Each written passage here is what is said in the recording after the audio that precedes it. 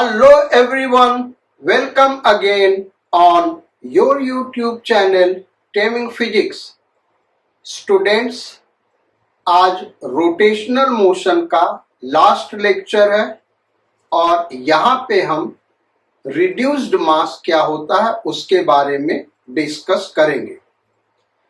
तो बेसिकली होता क्या है, अगर हम टू पार्टिकल सिस्टम का कोई प्रॉब्लम सॉल्व कर रहे हैं जहां पे लीनियर मोमेंटम या काइनेटिक एनर्जी या एंगुलर मोमेंटम उस दो पार्टिकल का centre of mass reference frame में फाइंड आउट करते हैं, तो जो एक्सप्रेशन आता है वहां पे एक टर्म आता है m1 m2 upon m1 plus m2,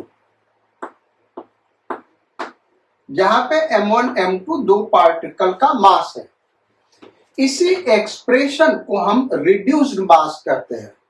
तो अगर दो पार्टिकल है मास m1 m2 का, तो centre of mass reference frame में जब हम उस दो पार्टिकल सिस्टम का लीनियर मोमेंटम, काइनेटिक एनर्जी या फिर एंगुलर मोमेंटम निकालेंगे तो वहां पे ये एक्सप्रेशन आएगा और इसी एक्सप्रेशन को हम क्या कहते हैं, उस दो पार्टिकल सिस्टम का रिड्यूस्ड मास। अब ये आता कैसे है तो इसको हम डिस्कस करते हैं। So let us consider two particles, दो पार्टिकल कंसीडर करें, पार्टिकल 1, पार्टिकल 2। इन दोनों को हमने ऐसे ज्वाइन कर दिया। इस पार्टिकल का मास m1, इस पार्टिकल का मास m2। इसका वेलोसिटी सपोज कर ले v1 और इसका वेलोसिटी v2।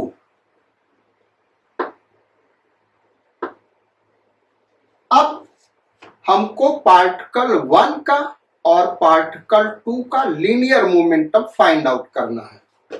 किस रेफरेंस फ्रेम में? Centre of mass reference frame में। सपोज कर ले सेंटर ऑफ मास यहां पे है और इस सेंटर ऑफ मास का वेलोसिटी vcm है। तो vcm is equal to m1 v1 plus m2 v2 upon m1 plus m2। हमको ये याद रखना है कि ये वेलोसिटी वेक्टर क्वांटिटी है, इसलिए इस पे एरो लगेगा।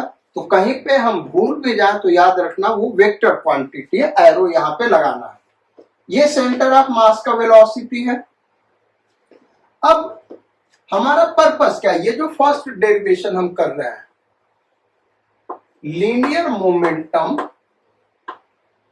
इन centre of mass reference frame.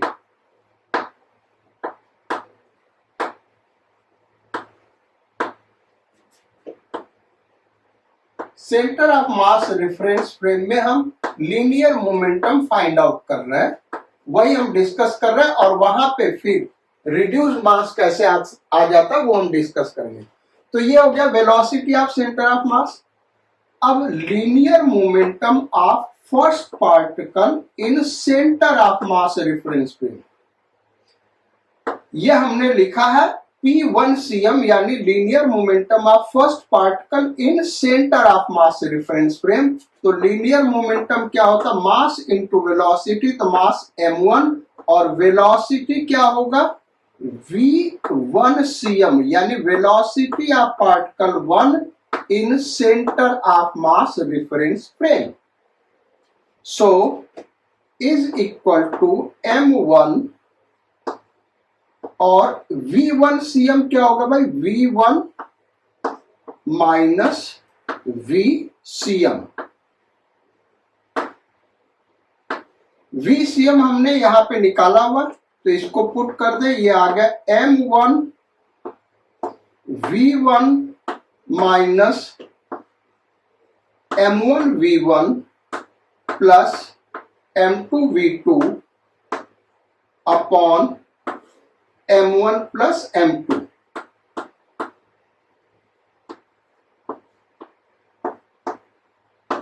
ये हो गया। अब इसको फर्दर सिंप्लीफाई करते हैं। तो फर्दर सिंप्लीफाई करें तो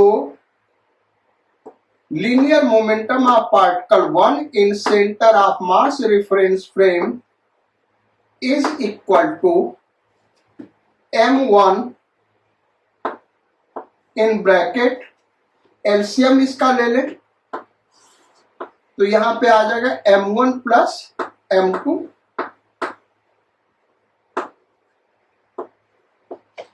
और यहां पे आ गया m1v1, ये माइनस m1v1 से कट जाएगा। इसको आप सॉल्व करोगे तो ये आ जाएगा m1v1 plus m2v1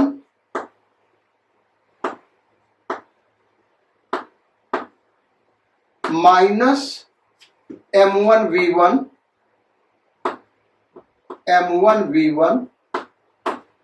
minus m2v2।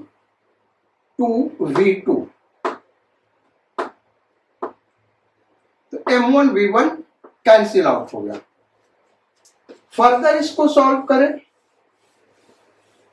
तो ये क्या हो गया भाई, m1v1 कैंसिल आउट हो गया तो ये आ जाएगा m2 कॉमन हो गया इस दोनों में, तो m1 m2 upon m1 plus m2 into v1 minus v2। ये हो गया linear momentum of particle 1 in centre of mass reference frame. ऐसे ही हम linear momentum of particle 2 in centre of mass reference frame निकाले तो linear momentum of particle 2 in centre of mass reference frame is equal to m2 v2 cm, यानी velocity of particle 2 in centre of mass reference frame is equal to m2 in bracket v2 minus VCM, और VCM हमने निकाला हुआ है उसका value put कर देते हैं तो ये आ गया m2 in bracket v2 minus m1v1 plus m2v2 upon m1 plus m2। इसको फर्दर सिंप्लीफाई करें तो ये आ गया m2 m1v2 plus m2v2 minus m1v1 minus m2v2 upon m1 plus m2। अब ये m2v2 कैंसिल आउट हो गया, m1 इन दोनों में कॉमन है तो ये आ गया m1 कॉमन ले लिया m1 m2 upon m1 plus m2 into v2 minus v1। ये हो गया linear momentum of particle 2 in centre of mass reference frame. अब पूरे सिस्टम का अगर centre of mass reference frame में हम लीनियर मोमेंटम निकालें तो क्या आएगा, यानी पूरे सिस्टम का मतलब क्या हो गया, पार्टिकल 1 और पार्टिकल 2। सिस्टम का linear momentum centre of mass reference frame में पीसीएम से रिप्रेजेंट कर रहे हैं। और ये क्या होगा? Linear momentum of particle 1 in centre of mass reference frame plus linear momentum of particle 2 in centre of mass reference frame. ये दोनों वैल्यू पुट करके सॉल्व कर लो, ये 0 आ जाएगा। तो यहां से जो इंपॉर्टेंट रिजल्ट मिला हमको, अगर केवल मैग्नीट्यूड की बात करिए तो आ गया। पहला इंपॉर्टेंट रिजल्ट मिला कि centre of mass reference frame में लीनियर मोमेंटम 0 होगा। यहां पे वेक्टर क्वांटिटी, यहां पे मैग्नीट्यूड हमने निकाल दिया। दूसरा रिजल्ट मिला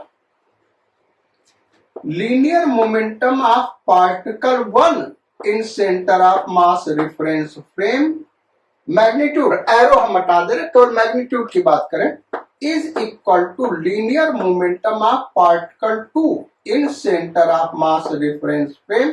बेसिकली ये जो है इसी का निगेटिव है, इसलिए 0 हो रहा है। ये देखो माइनस P1cm आ रहा है। अगर दोनों इक्वेशन देख रहे हो तो आप क्लियरली देख सकते हैं ये रिजल्ट आएगा। तो दोनों का मैग्नीट्यूड इक्वल होगा, और वो कितना होगा भाई? इसको हम रिड्यूस्ड मास कहते हैं। m1 m2 upon m1 plus m2 को रिड्यूस्ड मास कहते हैं। इसको म्यू से रिप्रेजेंट करते हैं। Mu mod of v2 minus v1 या mod of v1 minus v2। जब इसका मैग्नीट्यूड लेंगे तो v1 माइनस v2 या v2 माइनस v1 क्या? रिलेटिव वेलोसिटी v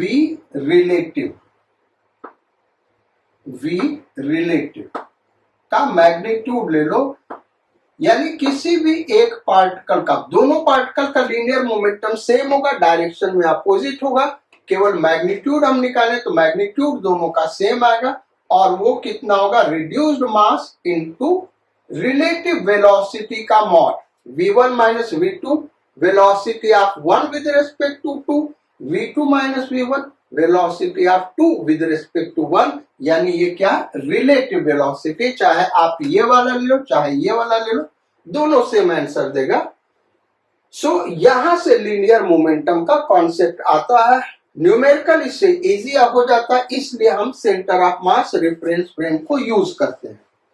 अब इसका आगे कहीं ना कहीं चैप्टर्स में हम यूज करेंगे, ग्रेविटेशन में यूज करेंगे, सिंपल हार्मोनिक मोशन में यूज करेंगे, इलेक्ट्रोस्टैटिक्स में इस रिड्यूस्ड मास के कॉन्सेप्ट को यूज करेंगे, टफ प्रॉब्लम्स में शॉर्टकट में करने के लिए, इसीलिए हमने यहां पे इसको डिस्कस किया है। अब सेंटर ऑफ मास में के रेफरेंस फ्रेम में kinetic energy, second derivation, kinetic energy of system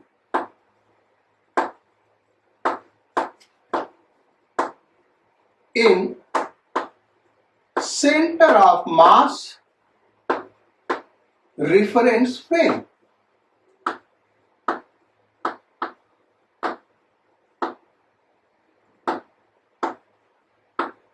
centre of mass reference frame में दो पार्टिकल के सिस्टम का काइनेटिक एनर्जी क्या होगा, ये हमको निकालना। ये याद रखना, एक कॉन्सेप्ट आपको बता रहा हूं, बहुत ही इंपॉर्टेंट है। Centre of mass reference frame में किसी भी सिस्टम का काइनेटिक एनर्जी मिनिमम होता है। एक बार फिर से हम बोल रहे हैं बेटा, इसको आप नोट कर लो। Kinetic energy of any system of any number of particles is minimum in center of mass reference frame। यानी n पार्टिकल सिस्टम है, उसके centre of mass reference frame में उन n पार्टिकल्स का काइनेटिक एनर्जी निकाल के सम ले ले, वो मिनिमम होगा। रिजिड बॉडी का सेंटर ऑफ मास में रेफरेंस फ्रेम में काइनेटिक एनर्जी निकालोगे तो केवल रोटेशनल काइनेटिक एनर्जी होगा, और वो भी उस सिस्टम का मिनिमम काइनेटिक एनर्जी होगा। यहां पे हम दो पार्टिकल के लिए कर रहे हैं, तो वो हम आपको दिखा रहे हैं। दो पार्टिकल ले लेते हैं, पार्टिकल 1, पार्टिकल 2, पार्टिकल 1 का मास m1, पार्टिकल 2 का मास m2, velocity v1, velocity v2। अब इस सिस्टम का centre of mass reference frame में काइनेटिक एनर्जी क्या, ये हमको निकालना है। तो सेंटर ऑफ मास ये हो गया और सेंटर ऑफ मास का वेलोसिटी हम सपोज कर ले vcm है। vcm के लिए अभी हमने फार्मूला लिखा था, vcm equal to m1 v1 plus m2 v2 upon m1 plus m2। उसको हम दोबारा नहीं लिख रहे हैं, हम काइनेटिक एनर्जी निकाल रहे हैं। सो kinetic energy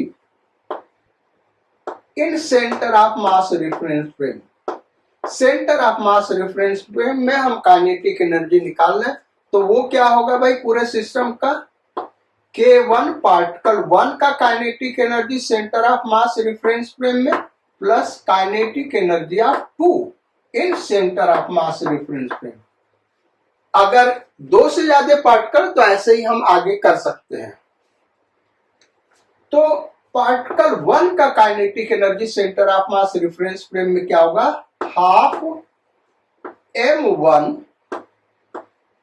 v1 cm square, यानी velocity of particle 1 in centre of mass reference frame में square plus half mass of particle 2, particle 2 का kinetic energy centre of mass reference frame में half m velocity of particle 2 in centre of mass reference frame का square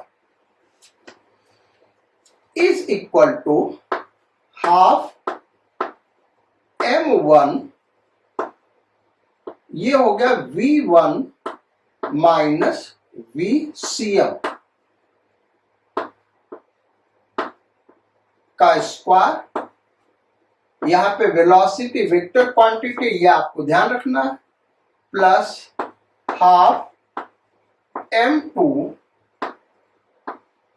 v2 minus vcm का square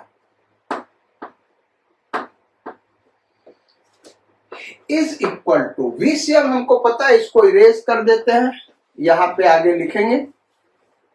so half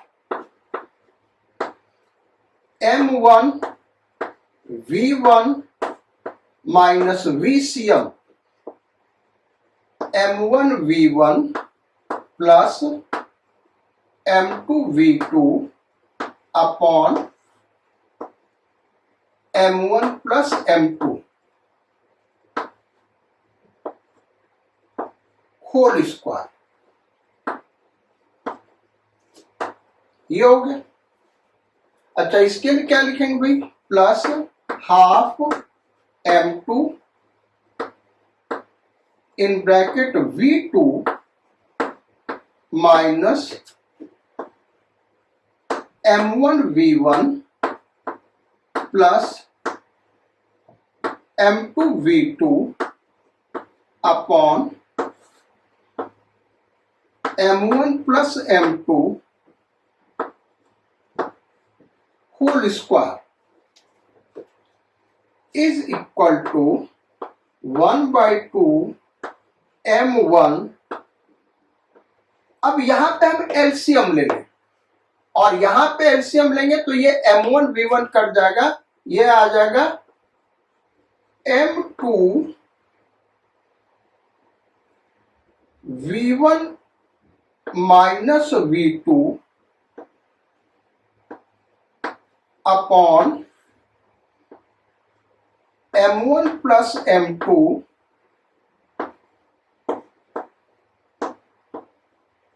whole square.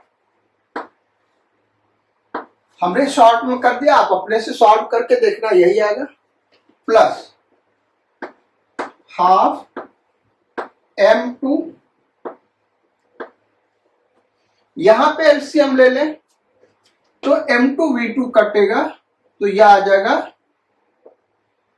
m1 v2 minus v1 upon upon m1 plus m2 whole square. Further इसको solve करें, यहीं पे हम दिखा देते हैं। तो ये आ गया half m1 m2 square in bracket v1 minus v2 upon m1 plus m2 whole square plus half, यहां m1 स्क्वायर बाहर आ गया,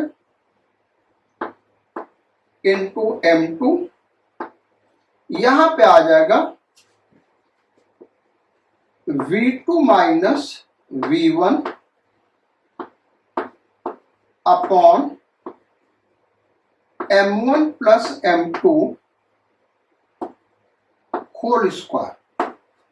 अब इसको हम ऊपर सॉल्व कर देते हैं, यहां पे फर्दर हम सॉल्व करते हैं। आगे का कैलकुलेशन आसान है, आप लोग खुद भी समझ रहे होंगे अब आगे क्या करना है। सो सिंपल है आगे का कैलकुलेशन। देखो v1 माइनस v2 का whole square is equal to v2 minus v1 का होल स्क्वायर। यहां v1 माइनस v2 का होल स्क्वायर और यहां v2 माइनस v1 का होल स्क्वायर, दोनों का होल स्क्वायर सेम होगा, तो इसको v1 माइनस v2 का होल स्क्वायर लिख सकते हैं। अच्छा, इस एक्सप्रेशन में देखें तो half m1 m2 square into v1 minus v2 upon m1 plus m2 whole square plus half m1 square m2, इसको हम v1 minus v2 whole square लिख सकते हैं। तो v1 minus v2 upon m1 plus m2 whole square.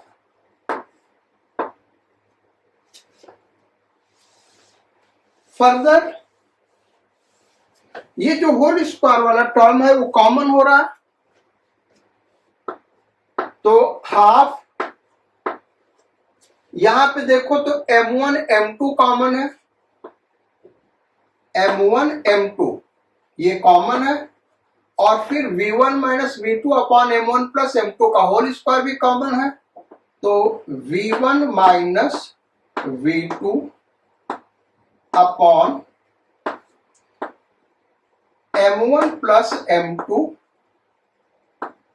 ये भी whole square हो गया और ये भी होल स्क्वायर हो गया। इन ब्रैकेट यहां बचेगा m2 प्लस यहां बचेगा m1, तो ये हो गया हाफ m1 प्लस m2 एक कैंसिल आउट हो जाएगा, तो यहां बचा m1 m2 upon m1 plus m2 into v1 minus v2 को हम v रिलेटिव लिख सकते हैं। रिलेटिव वेलोसिटी ना, v1 minus v2 velocity of particle 1 with respect to 2, इसको v2 माइनस v1 भी लिख सकते हैं क्योंकि होल स्क्वायर, तो उससे कोई फर्क नहीं पड़ता, होल स्क्वायर।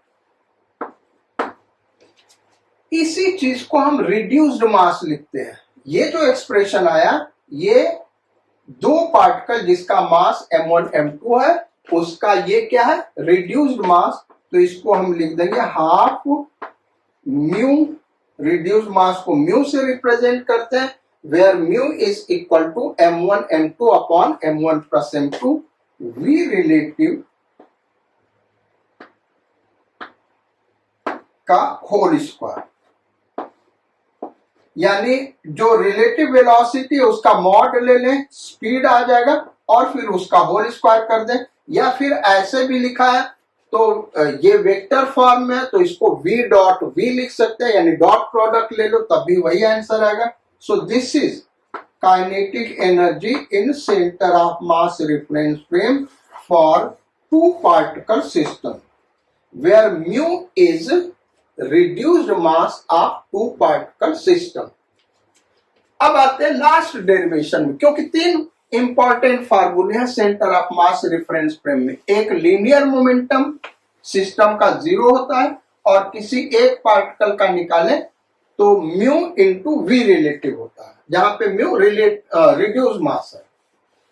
काइनेटिक एनर्जी दूसरा एक्सप्रेशन हमने किया, काइनेटिक एनर्जी क्या है भाई, half mu v relative square. अब तीसरा डेरिवेशन हमारे एंगुलर मोमेंटम पे, यानी दो पार्टिकल सिस्टम का एंगुलर मोमेंटम क्या होगा centre of mass reference frame में, उसी के लिए फार्मूला डिराइव करना है। ये सब जो फार्मूले हम कर रहे हैं इसका कहीं ना कहीं आगे न्यूमेरिकल्स में यूज करेंगे शॉर्टकट मेथड में। तो angular momentum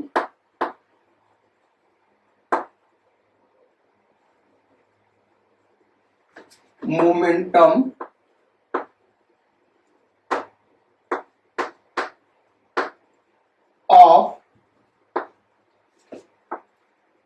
two particle system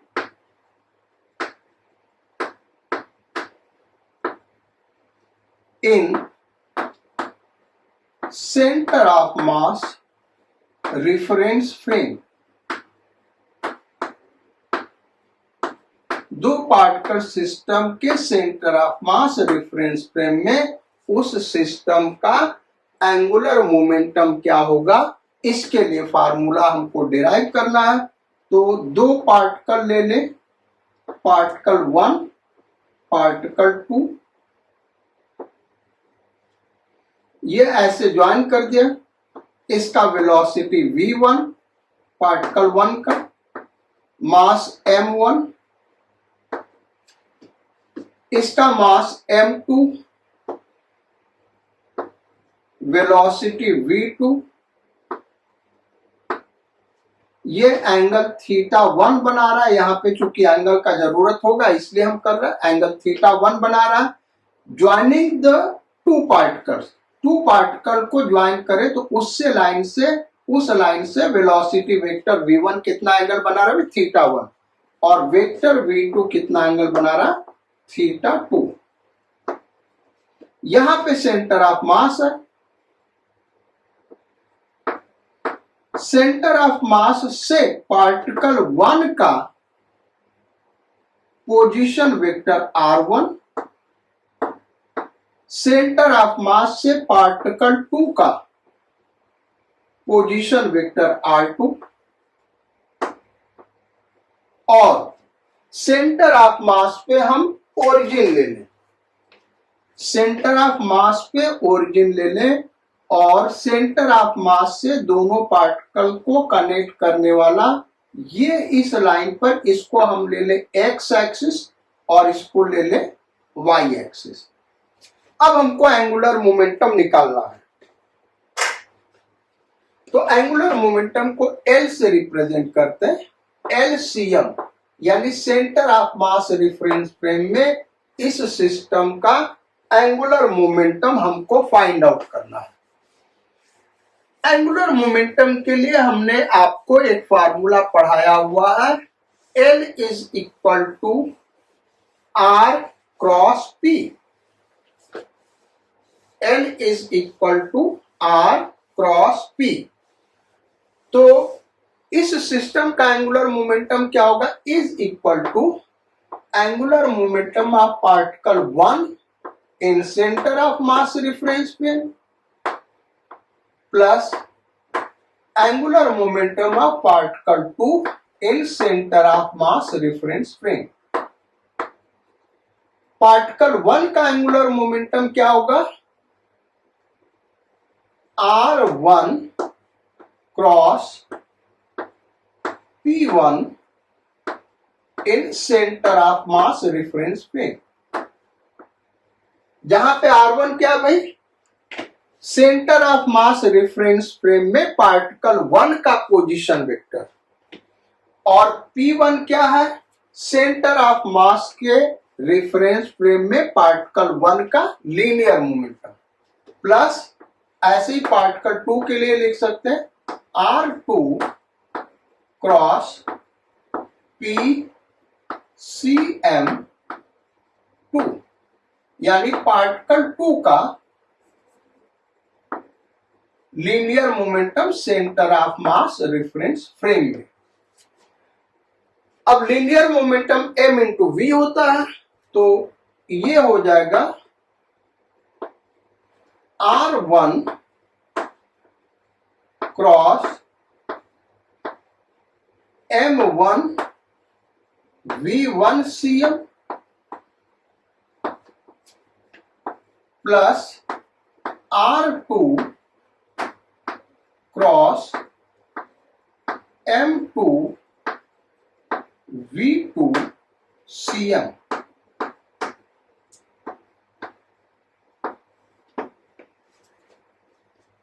is equal to R1, देखो ये M1 कांस्टेंट में स्केलर क्वांटिटी, तो इसको बाहर ले लिए, तो M1 R1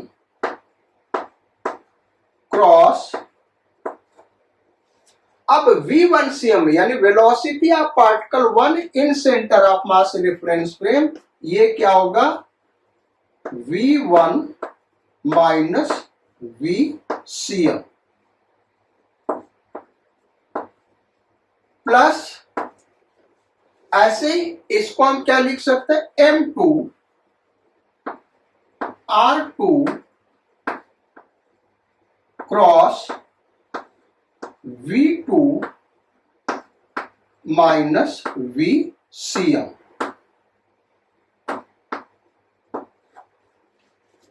is equal to M1 R1 cross, इसको M1 V1 plus M2 V2 upon M1 plus M2 लिखेंगे, तो ये आ गया, और फिर एलसीएम लेंगे तो ये आ जाएगा V1 minus M1 V1 plus M2 V2 upon M1 plus M2,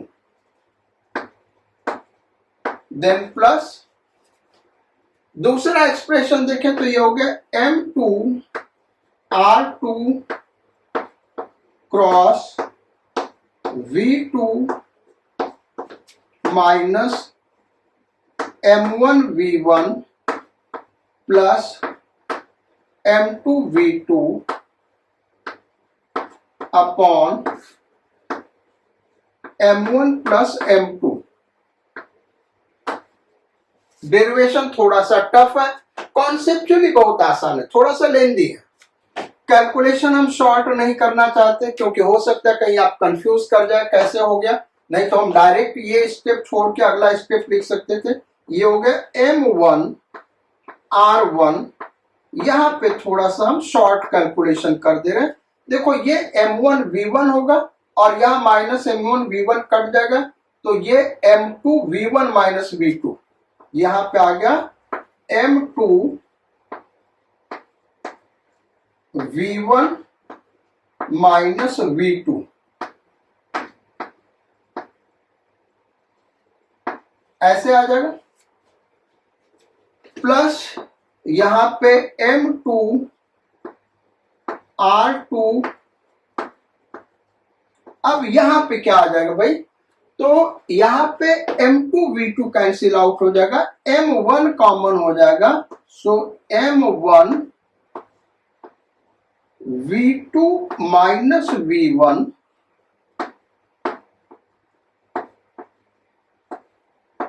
ये आ गया, यहां पे क्रॉस, ये क्रॉस प्रोडक्ट। फर्दर हम सॉल्व करते हैं, इसको हम इरेज कर दे रहे हैं।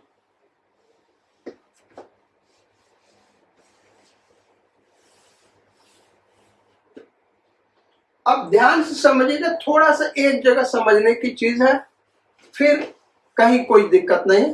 डायरेक्ट आपको रिजल्ट याद होना चाहिए, ये डेरिवेशन वगैरह कहीं नहीं आते हैं। लेकिन डेरिवेशन आने से क्या होता है, आप टफ प्रॉब्लम को सॉल्व कर सकते हैं। आईआईटी एडवांस के लिए तो डेरिवेशन आना बहुत जरूरी है। So L CM centre of mass reference frame में सिस्टम का angular momentum is equal to, ये है देखो यहाँ m1 m2 स्केलर क्वांटिटी है तो इधर आ जाएगा, इसका तो क्रॉस प्रोडक्ट होगा, नहीं तो m1 m2 यहाँ आ गया। ऐसे ये m1 बाहर आ जाएगा तो m1 m2 यहाँ पे आ गया, m1 m2 कॉमन होगा। सो m1 m2, अब ब्रैकेट में जो बच रहा है वो हम लिख रहे हैं। तो यहां हो गया R1 cross V1 minus V2। अच्छा, यहां पे माइनस साइन कॉमन हम ले, भाई ये V2 माइनस V1 है तो हम लिख सकते हैं माइनस, फिर ब्रैकेट में V1 माइनस V2, तो ये हो जाएगा minus R2 cross V1 minus V2, ऐसे हम लिख सकते हैं। V1 माइनस V2 कॉमन हो रहा है, लेकिन कैसे कॉमन हो रहा है, ऐसा नहीं कि इसको पहले लिख दिए। कैसे लिखेंगे, क्योंकि वो क्रॉस प्रोडक्ट है तो कैसे लिखेंगे उसको हम दिखा रहे हैं। M1 M2, अच्छा अपॉन M1 प्लस M2 आया तो वो कैलकुलेशन में रह गया, भाई यहाँ पे अपॉन M1 प्लस M2 भी आएगा, अपॉन M1 प्लस M2 आएगा कैलकुलेशन में यहाँ पे, क्योंकि हमने एलसीएम लेके सॉल्व किया था ना, और यहाँ पे भी अपॉन M1 प्लस M2 आएगा कैलकुलेशन में। तो यहाँ पे अपॉन M1 प्लस M2 वो भी कॉमन हो गया, अपॉन M1 प्लस M2। इसी को आगे चल के हम रिड्यूस्ड मास लिखेंगे, M1 प्लस M2। अब इज इक्वल टू ये हो जाएगा vector R1 minus vector R2 cross vector V1 minus vector V2,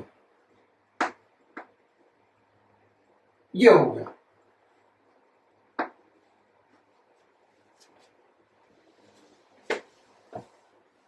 अब इसको आगे सॉल्व करें तो is equal to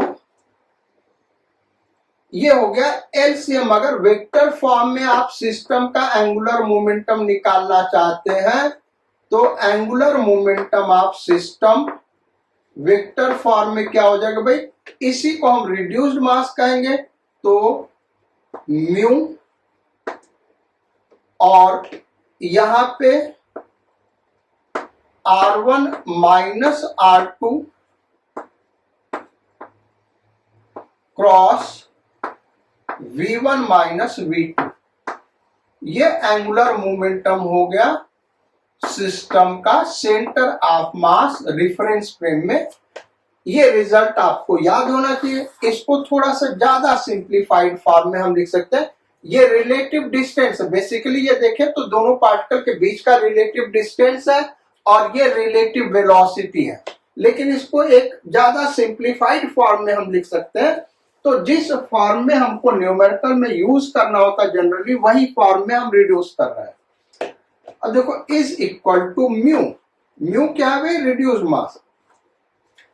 vector R1 को लिखे, ये एक्स एक्सिस है तो इधर होगा वेक्टर आई का, इधर होगा वेक्टर माइनस आई का। तो R1 को माइनस R1 आई कैप लिख सकते हैं, माइनस R1 आई कैप, देन माइनस, यहां तो यहां पे आ रहा माइनस, वेक्टर R2 को क्या लिख सकते हैं, मैग्नीट्यूड R2 आई कैप, R2 आई कैप क्रॉस। अब इसको देखें तो V1 को हम लिख सकते हैं V1 cos θ1 आई कैप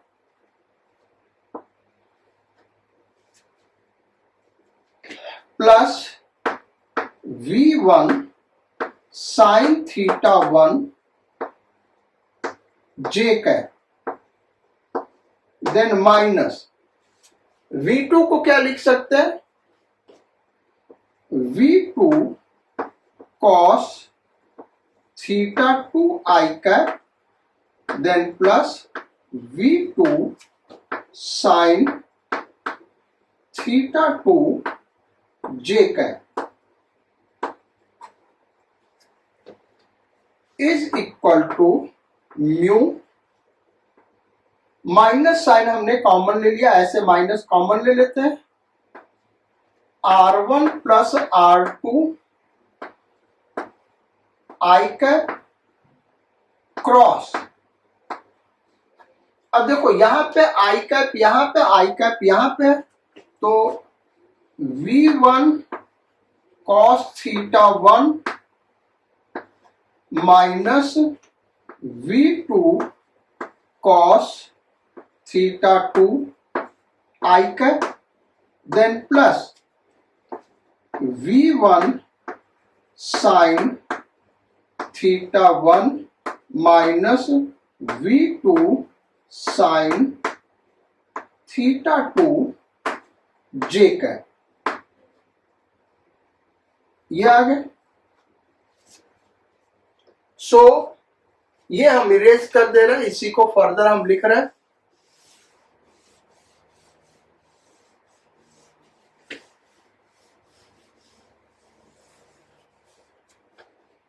तो ये क्या हो गया भाई, minus mu R1 plus R2। अब देखो आई कैप का आई कैप के साथ क्रॉस प्रोडक्ट 0 हो जाएगा, आई कैप का जे कैप के साथ क्रॉस प्रोडक्ट आई क्रॉस जे क्या हो जाएगा भाई, के कैप। तो ये हो गया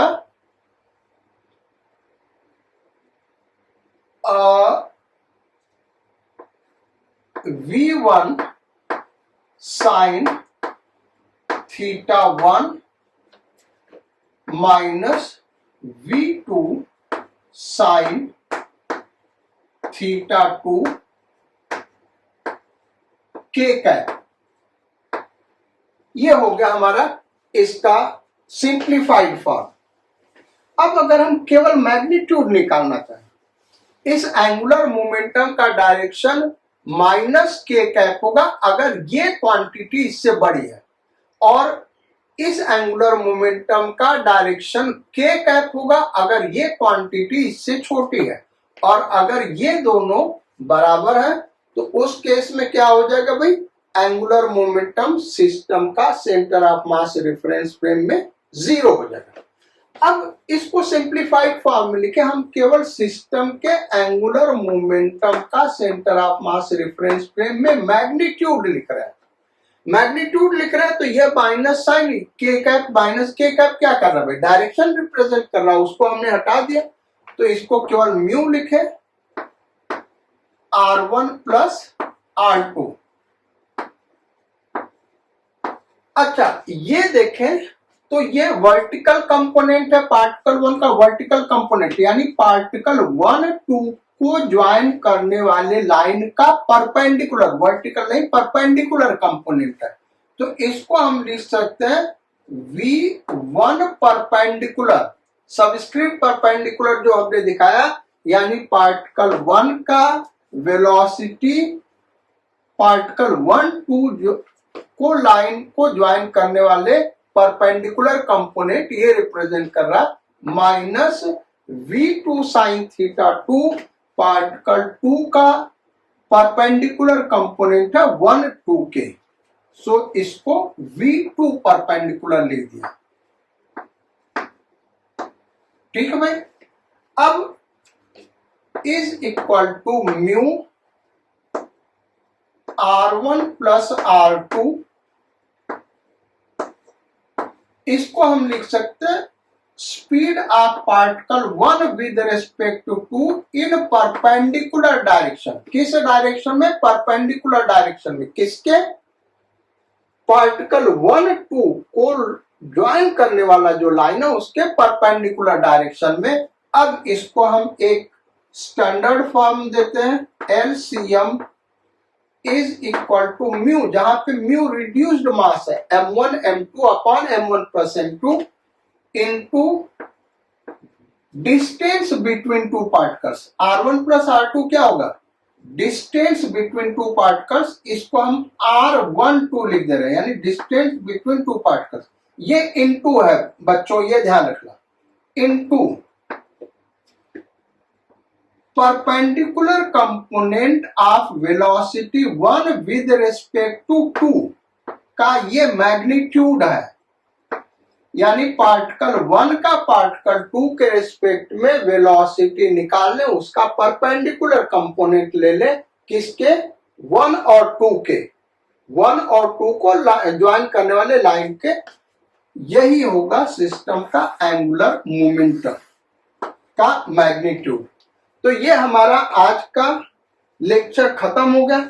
इस पे एक क्वेश्चन कर लेते हैं और फिर लेक्चर को खत्म करते भाई। इसका एप्लीकेशन जहां पे आएगा वहां पे फिर आप ये मत पूछिएगा कि सर रिड्यूस्ड मास क्या होता या ये फार्मूला कहां से आ गया, इसलिए हमने इसको यहां पे करा दिया। तो 2 पार्टिकल लेते हैं। इस पार्टिकल का मास 6 kg और दूसरा पार्टिकल मास 4 kg। दोनों के बीच का डिस्टेंस ले लेते हैं, कितना ले ले भाई? 10 मीटर। दोनों के बीच का डिस्टेंस 10 मीटर। पार्टिकल 1 का वेलोसिटी 20 मीटर पर सेकेंड, इससे 53 डिग्री पे, यानी पार्टिकल 1 और 2 को ज्वाइन करने वाला जो लाइन है उससे 53 डिग्री पे। और पार्टिकल 2 का वेलोसिटी ले ले 40 मीटर पर सेकेंड, और यहां से जो एंगल बन रहा है ये 37 degree. Find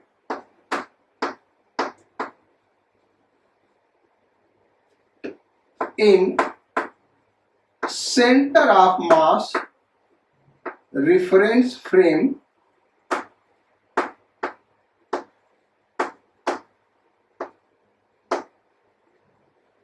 first linear momentum of system,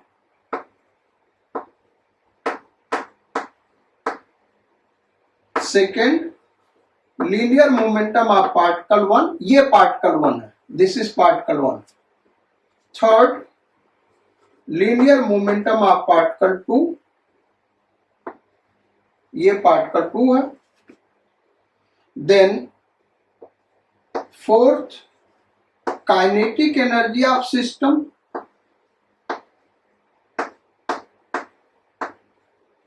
then fourth angular momentum of system। हमको केवल मैग्नीट्यूड निकालना है, यहाँ पे एरो हमने नहीं मार्क किया, यानी मैग्नीट्यूड निकालना, ये तो स्केलर क्वांटिटी है ही है। तो फर्स्ट प्रॉब्लम का सॉल्यूशन क्या होगा भाई? P system centre of mass reference frame में निकालना, ये ध्यान रखना। तो ये कितना होगा? 0। जो डेरिवेशन करा उसमें हमने प्रूव करके दिखाया सेंटर ऑफ रेफरेंस फ्रेम में सिस्टम का जो लीनियर मोमेंटम होगा वो 0 होगा। Then second,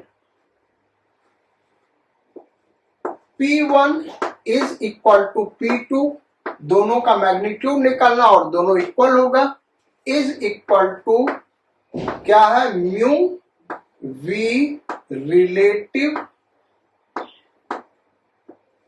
mod.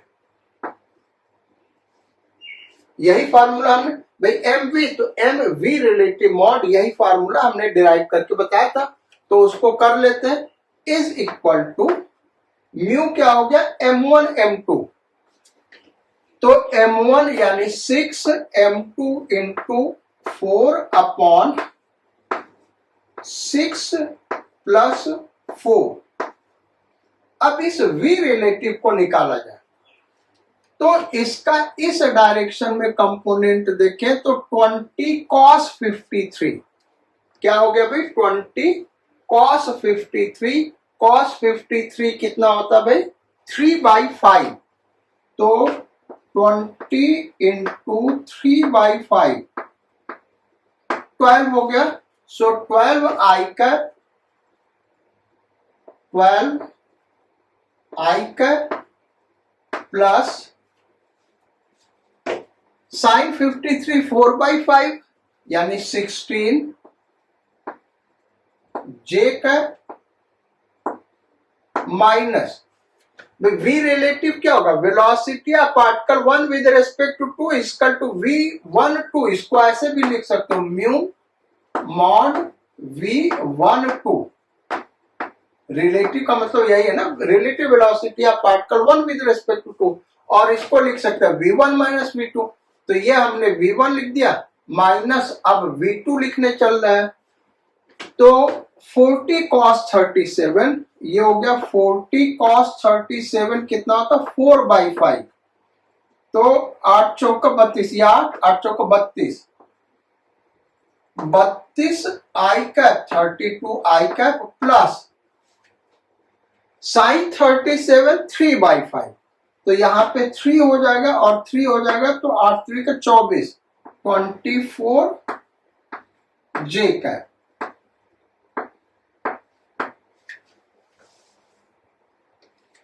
Is equal to, ये हो गया 24 अपॉन 10,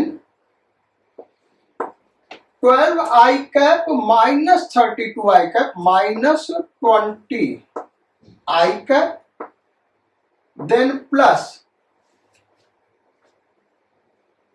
ये 16 J cap minus 24 J cap, तो ये निगेटिव हो जाएगा, माइनस 8 J कैप। अब इसका मैग्नीट्यूड निकालना, तो ये हो गया 24 अपॉन 10 अंडर रूट 20 का स्क्वायर प्लस 8 का स्क्वायर। सो इसको आप फर्दर सॉल्व कर सकते हैं, ये इस सिस्टम का लीनियर मोमेंटम होगा centre of mass reference frame में। Then third problem, second third दोनों हो गया। Fourth problem, kinetic energy of system in centre of mass reference frame. So kinetic energy of system is equal to half mu v relative square. क्या मतलब है, इसको समझाते हैं। Is equal to half into ये हो गया 6 इंटू 4 अपॉन 6 प्लस 4, और V रिलेटिव स्क्वायर यानी V1 माइनस V2 या V2 माइनस V1, आप जो भी कर लो, का square is equal to half into 24 upon 10 और ये कितना आया था भाई 20, हमको लग रहा है ये आया था -20 i कैप -8 j कैप का स्क्वायर। वेक्टर जैसे वेक्टर a का square is equal to a dot a होता है, सिंपल चीज है, आप ऑलरेडी ये सब प्रॉपर्टी पढ़े होंगे, तो यहां से इसको सॉल्व कर सकते हैं, या फिर इसके मैग्नीट्यूड का स्क्वायर कर ले तो ये हो जाएगा 1/2 इंटू 24/10 इंटू ये हो गया √20 का स्क्वायर प्लस 8 का स्क्वायर, ये इसका मॉड हो गया का होल स्क्वायर, यानी ये रूट हट जाएगा तो आंसर हो जाएगा, ये इससे कट गया 12/10 in bracket 20 square plus 8 square. ये हो गया इस सिस्टम का kinetic energy in centre of mass reference frame. Last question करते हैं। एल सिस्टम का angular momentum is equal to, formula क्या भाई, mu r12 v relative in perpendicular direction का मॉड, ये हमने बताया था। तो ये हो गया 6 into 4 upon 6 plus 4 into 10 metre दोनों के बीच का डिस्टेंस है इंटू, अब ये क्या होगा, इसको हम सॉल्व करते हैं। परपेंडिकुलर डायरेक्शन का इसका जो कंपोनेंट है वो कितना आया था भाई 16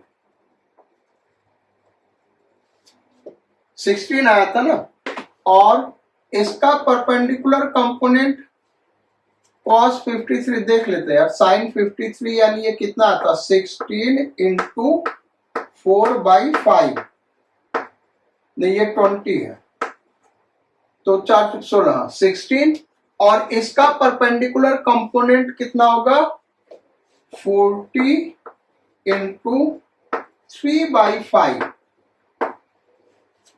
तो 3/5 24, ये आया 24। सो ये कितना हो गया 16 j कैप, उस डायरेक्शन को हम j कैप ले लेते हैं, 16 j cap minus 24 j cap. इसी का मॉड निकालना, तो मॉड कितना आ गया 8 आ गया भाई, -8 j कैप का मॉड 8 ही होगा ना, तो ये हो गया 24/10 इंटू 10 इंटू 8, सो ये कैंसिल आउट हो गया। सो 24 इंटू 10 8, इसका कैलकुलेशन आप कर सकते हैं। This will be angular momentum of the two particle system in centre of mass reference frame. तो आज लेक्चर यहां हम खत्म करते हैं। आज से रोटेशनल मोशन खत्म हो गया। अब नेक्स्ट क्लास जो 11th का होगा उसमें नेक्स्ट चैप्टर यानी ग्रेविटेशन स्टार्ट करेंगे। Thank you for your kind attention in the class. जो नए स्टूडेंट्स हैं हमारे लेक्चर को सब्सक्राइब करिए और दूसरे स्टूडेंट्स के साथ शेयर और रिकमेंड करिए। Sayonara, God speed and Bon वॉयेज।